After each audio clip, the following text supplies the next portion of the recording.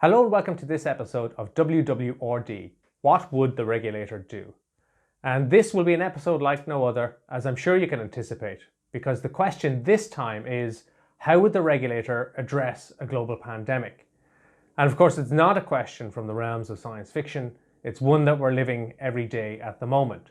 So how does the regulator go about doing its job during a global crisis like coronavirus? Well, let's start by thinking about the organisation itself. Firstly, it's got to deploy its own business continuity plan. Now, the central bank is quite a tech-savvy business, and although it's part of the public sector, it is funded through its own activity.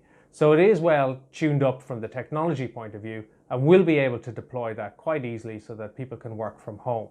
Of course, like every other organisation doing the same, you do face the challenges of trying to work that in practice, making sure everybody can connect. How are people going to deal with each other, getting all of the communication side of things up and running. Beyond that then, they will be thinking about how they do their job at this time. They'll be looking at what of their activities they need to prioritise. So for example, maybe minting commemorative coins can be put on the back burner for the moment as they focus on supervision.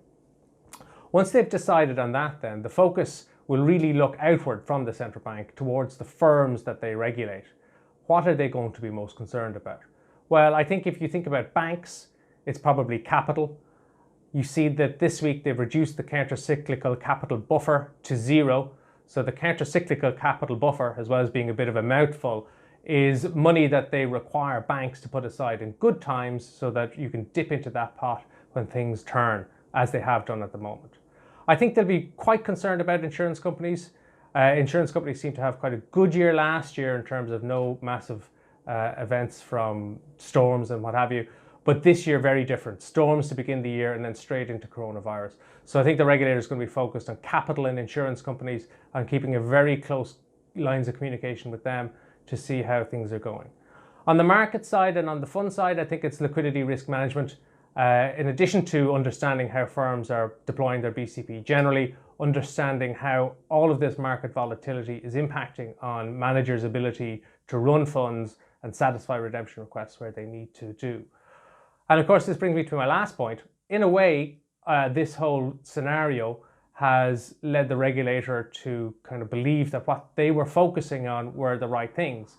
So if you think even back just a couple of weeks ago, the regulator published another letter on cyber, and you can be very sure that they'll be concerned about how cyber and cybersecurity is impacting on firms as they deploy their BCP, how secure their communication lines when everybody's working through home internet.